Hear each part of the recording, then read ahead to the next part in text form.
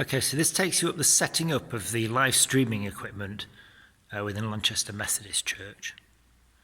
So the first thing to do is to go and turn on the power supply to the two cameras. So down here, and then each of the cameras is turned on using the little switch at the top there. And when you press that switch and it turns itself on, a green light will come on. So you turn on that and the other camera. And you'll know that they're actually on because you'll get an image on the screens.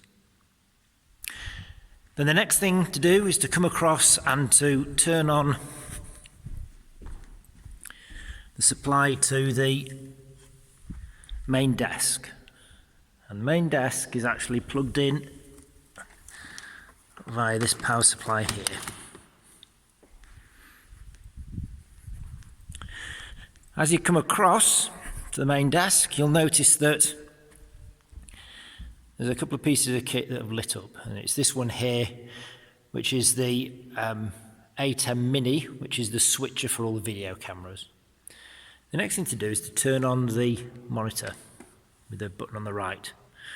Now hopefully that will actually show what's going into the cameras. The other thing we need to turn on is the camera here, and it's the same thing. You just press the button at the back and it makes a noise to say it's on. With this one, the monitor for it is actually facing forwards, so that if the preacher wants to come and talk directly into the camera, they can see what the camera is actually sending out. You'll notice now this screen here is actually showing all the different feeds, all the different cameras that are being fed in. There's a blank on the right-hand side, and that's because that's for the PowerPoint, okay? And as we always have done in the past, that's actually fired up by turning on the switches there, and then turning on this laptop. I can just wait for that to load up. Whilst that is loading up, we're actually going to open up the laptop that is the control unit for all the live streaming. And this laptop has a hidden on-off button, just the button in the right-hand corner up there. Okay, you'll know it's turned on because the keyboard will actually light up. Because this one and also the laptop on the desk have got solid-state hard drives, they actually fire up very quickly. So this laptop here, we press enter and we enter the password, which is Lanchester.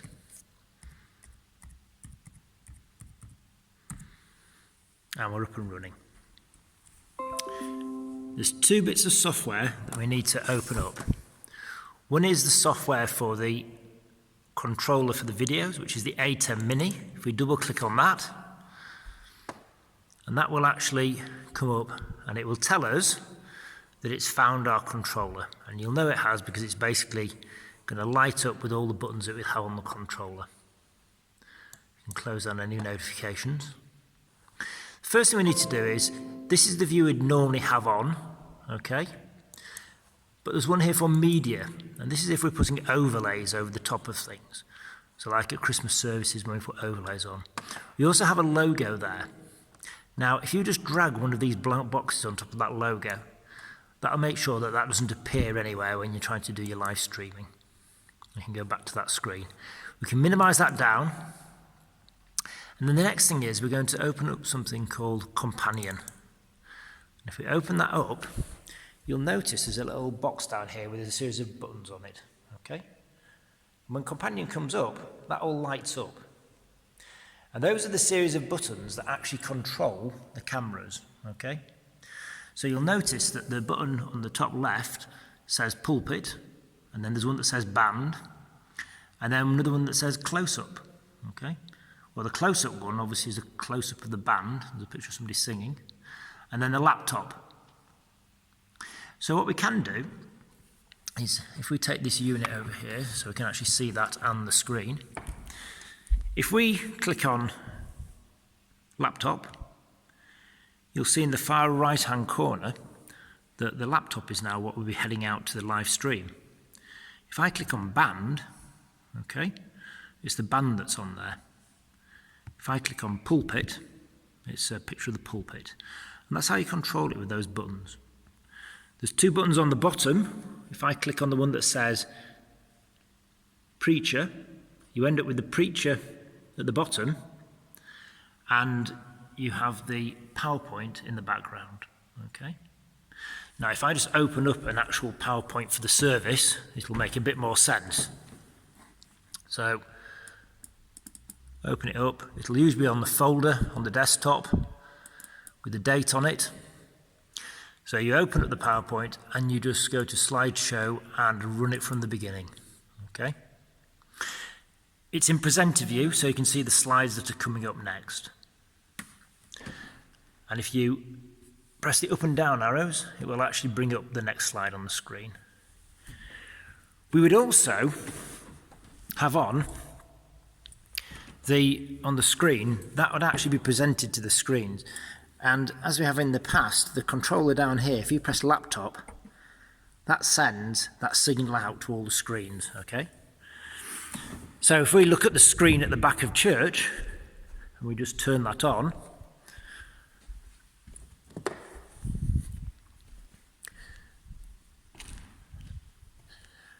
so that screen at the moment isn't showing anything, but if we turn it on, it will start to show the PowerPoint that's been presented. Might have to just have another go at turning it on. It's just gradually coming back to life. And the signal that's going out is a widescreen image, okay? So the image should fill the screen properly, okay? So you can see the words are actually on the screen there, okay? And that image there would actually appear on the projection screen, okay, at the front as well. So now, what we've got on the monitor, what's going out is those words, which is the PowerPoint, and then a picture of the preacher over the top. If I just go back to one of the cameras, so I'm just going to click on any one of those cameras for the band, okay? I'm going to move this around a bit so you can actually see what's going on. Right. So what you do is you'd have the band on, and then there's 2 buttons here that says words on and words off. If I press words on, we've now got the band and the words over the bottom of the screen. If I press words off, then you've just got the band. The thing about this is it's persistent. In other words, once the words are on, I can have any picture in the background. I can have any view of the band. I could even have the preacher on there. They happen to be singing along nicely. And they would all appear in the background with the words on top of them. And as the words change, they actually change on the screen. So as the PowerPoint operator is actually clicking on the screen to move the words along, I'll just try that. You'll actually get the words change on the screen. Okay. At the end of a song, there's a holding slide, okay? And that holding slide will then come on the screen. Now that holding slide has now covered up the whole of the picture of the band, okay? And the reason why that is that all we've done is we've overlaid the PowerPoint over the top of the band. And the software knows that in that picture, anything that's black, it's going to remove so you can see what's behind it. In this picture here, there's no black at all. It's just browns and whites and oranges. If I go to another picture, the actual slide in PowerPoint has got blue at the bottom, graduating up to black at the top. So the black bit all just disappears. And that's it, really. Way of interacting with the actual PowerPoint as it's coming through is you have your list of what's actually happening during the service. And down the left-hand side, it'll be all the various things that are happening. So things like the songs that are coming through. And then it will say what we're expecting to happen. So like with the songs, what we're expecting to happen is that the band will be on and the words will be overlaid over the top of them. But we also might have things like videos. And the way that those work is, so here's the screen here. The main screen on here is showing the view of the pulpit, so the introduction to this video might be happening by the preacher. And the little window underneath that says PowerPoint is actually showing what is actually going to be on the PowerPoint. Okay? And that is actually what's on the screen at the moment on the PowerPoint. And the slides will progress through from there. Okay? So the slides will actually go through until it gets to the bit you're after, which is the bit with the video. So, got a number of songs at the beginning, and we work our way through. Things like prayers and so on, when they appear on the screen, if you notice, there's a bit of a movement in the background, and that's to help with the live stream. So that helps the actual quality of what goes out. If there's a little bit of movement, it tends to work a bit better. On the PowerPoint, if you click on that button there, it'll actually let you see where the various slides are. So I'm going to go to the one that's just before the video. Okay? So here we have a video. I'm just going to make sure that the remote control is plugged in for the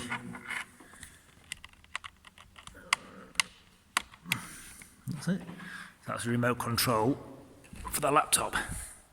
So if I now press on the remote control, the next slide that will come up will be the video.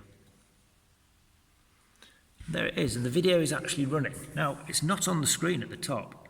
So what I need to do is I need to go and press PowerPoint. As I press PowerPoint on there, it's actually brought that video up to the top. Okay? And the reason why we can't hear it at the moment is because the volume's turned down on the TV. And that's the only place you'd be able to hear the volume coming from. But we don't particularly want that in the church because that would be distracting with what's going on in front of the church. And at the end of the video, what you're going to be looking to do is you're going to look to fade that out and fade into the preacher. Okay? So when the video is finished, you would then go back down to pulpit, you'd press the button on that, and it's now faded up to the preacher. Okay? So the transitions happen automatically. It kind of flows between the two, but you just have to think about what's happening, what's going to happen next, and then press the buttons to go between them.